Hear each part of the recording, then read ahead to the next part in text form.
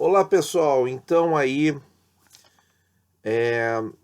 como se proteger da inflação com Selic a 2,25%? Pergunta difícil, hein? O foco do nosso canal, como todos sabem, é o Tesouro Direto. A gente dá uma pincelada aí nas notícias, na macroeconomia, etc. E a resposta óbvia é com o Tesouro IPCA, mas vamos supor que você não possa, não tenha o prazo aí até 2026 e, enfim, não queira também se expor à questão da oscilação dos preços em função das taxas, né? Que nesse momento aí de crise houve uma variação intensa, né? Então, embora eu acredite pessoalmente que o investidor, isso aí ele tem que aprender a trabalhar essas emoções, né? Para conseguir ter um sucesso no longo prazo, porque senão a pessoa não resiste e acaba vendendo na hora errada, né? E nós também não acreditamos em CDB com X% do CDI, etc, etc, porque isso aí nem fundos bom, fundos assim por curtíssimo prazo até vai, sabe? Mas assim, tudo que acrescenta risco e acrescenta um intermediário entre o tesouro e você, nós não apreciamos. Esse é o princípio do canal. Por quê? Porque nós achamos que há um acréscimo de risco considerável por um acréscimo de rentabilidade muito pequeno. Porque o objetivo para esses investimentos é segurança. Então, o único jeito de obter segurança é no Tesouro Direto. Certo, pessoal? Então, isso é a nossa opinião, é o nosso jeito de investir. Então, o que eu bolei aqui? A primeira análise é o seguinte: dados do Focus, projeção de inflação, porque a grande questão é: o Tesouro Selic está com uma taxa extremamente baixa, ele vai render 2,15 agora, né, que é o CDI, ele vai render isso aí, que é a Selic over, ele não rende a Selic meta, 2,25, tá? Então, assim, para curtíssimo prazo, em função de imposto de renda e em função de taxa B3 e do spread de taxas, que é aquela taxinha de resgate, provavelmente ele vai perder para a inflação, né? Se a gente não sabe como a inflação vai aparecer no pós-crise, a gente está vendo aí que o petróleo já começou a se recuperar um pouco e a Petrobras já está repassando alguns aumentos. Então isso aí também nos dá um alerta para ficar de olho nisso, né? Já que o setor de transportes foi o único que puxou para baixo mesmo o índice de inflação, né? Então assim, pessoal, mas no longo prazo, pela projeção do Focus, certo? O que eu fiz aqui? A inflação projetada para esse ano é 1,6, para 21 é 3 e para 22 é 3,5. Fiz uma média ponderada, né? Nós temos ainda 6 meses pela frente e alguns dias, né, em junho, e 12 meses cheios em 21 e 22, o que dá uma média ponderada de inflação projetada 2,92, tá? E a Selic projetada para o período, gente? 2,25 até o fim desse ano, 3% até o fim do ano de 2021.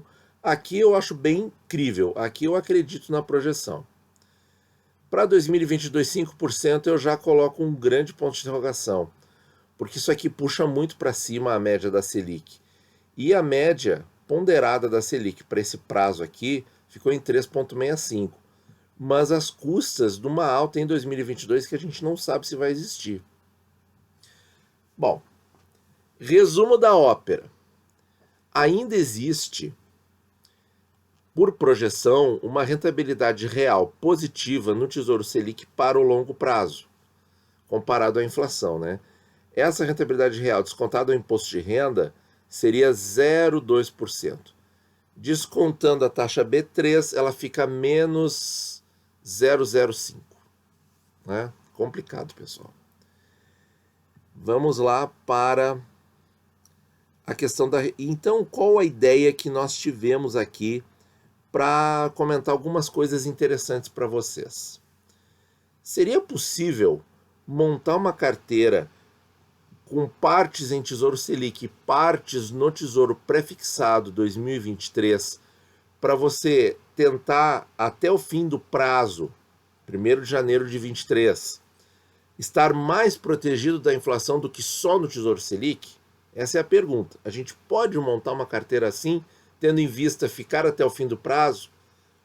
Aí, pessoal, isso não serve para reserva de emergência, certo? Por quê? Porque você pode precisar sacar no meio do prazo e aí o tesouro prefixado pode ter repique na taxa e aparecer um momento desfavorável em que você precise sacar.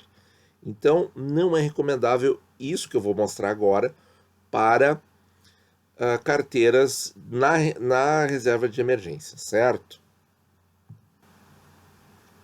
Reserva de emergência, gente, continua sendo Tesouro Selic e longo prazo, certo?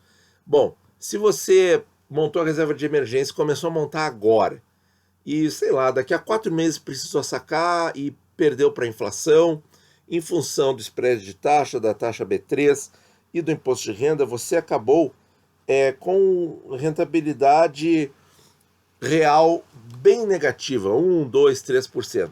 Bom, infelizmente é um risco a mais que nós temos agora no Tesouro Selic que nós não tínhamos até 2019. Né? Infelizmente é isso, precisou da emergência.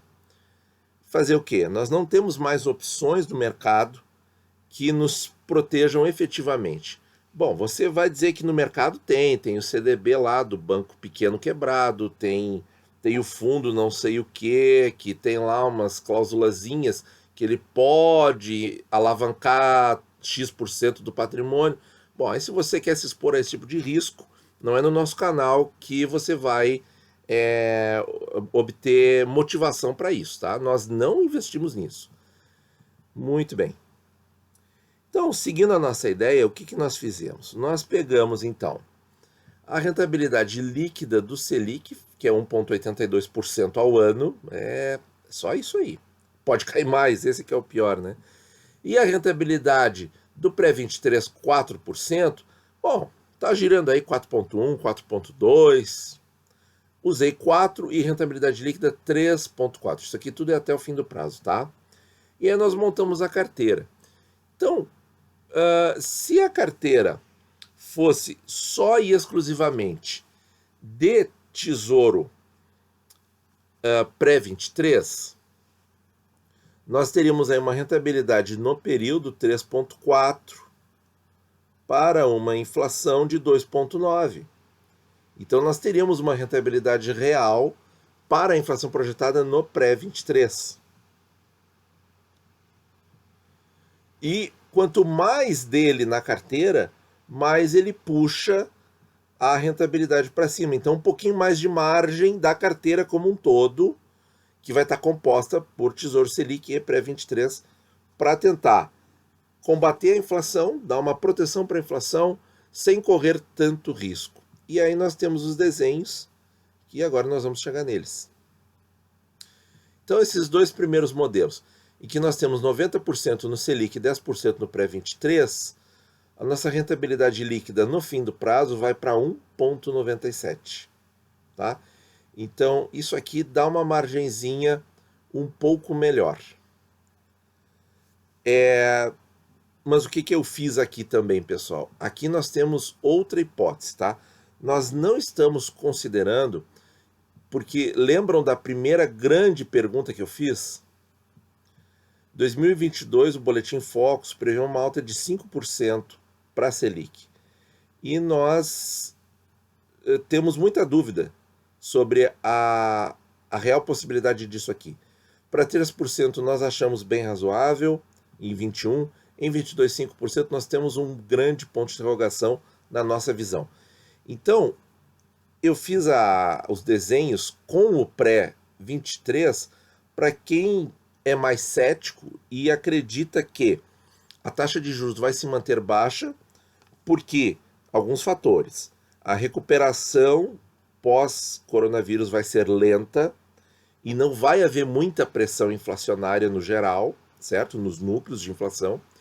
E nós temos também a informação do Federal Reserve que eles vão manter aí um juro zero por pelo menos 2 anos. Então, nós temos fatores aí para a economia ficar devagar num pós-crise. Então, esses cenários aqui levam em conta isso. Uma Selic aí de 2,25. Só o pré-23 puxando a rentabilidade para cima, certo? Então, precisava explicar isso aí. Se a gente aumentar um pouquinho a proporção na carteira para 25% de pré-23, a nossa rentabilidade líquida já pula para 2,2. Se nós fizermos uma carteira meio a meio, vai para 2,6.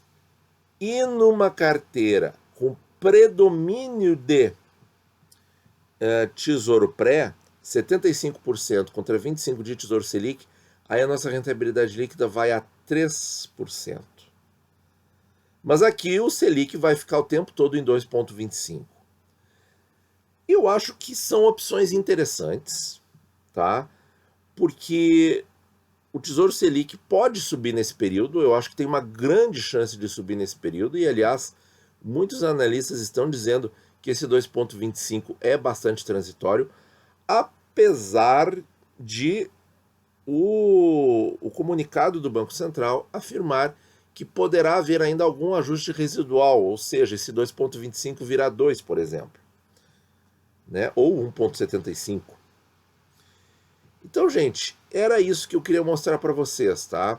O único jeito de puxar um pouquinho a rentabilidade para cima é acrescentando uma porção, uma parte de pré-23. Só que isso não é isento de risco, não serve para a reserva de emergência. Mas, por outro lado, tem um prazo relativamente curto, de 2 anos e meio. E para 1 ano e meio, que é 2020 a 2021, os números são bem favoráveis. Dá para acreditar com uma boa margem de segurança que a inflação vai ser bem baixa nesse restinho de 2020 e 2021 inteiro. E fique ali abaixo da meta ou no piso da meta, né? Então, gente, era isso que eu queria comentar com vocês. Espero que vocês tenham gostado da ideia. Mesclar, salpicar um pouquinho de pré-23, tendo o horizonte de ficar até o fim do prazo e sabendo que o real objetivo é aumentar um pouquinho a média de rentabilidade da carteira para ter um pouquinho mais de margem contra a inflação, tá? Quanto mais pré dentro da carteira, maior o risco, certo? Porque uma vez que você pré-fixa a rentabilidade, aquele valor investido não muda até o fim do prazo, certo? O papel continua flutuando no mercado, até se ele aumentar, aí vem aquele raciocínio que a gente sempre fala no canal, né?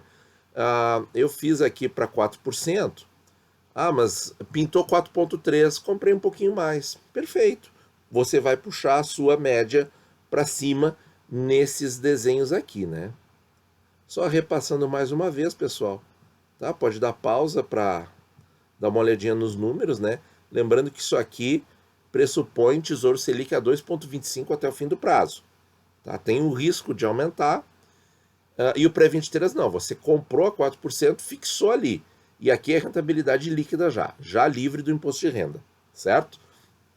Então, pessoal, era isso que nós queríamos comentar. Muito obrigado por ouvir e bons investimentos a todos.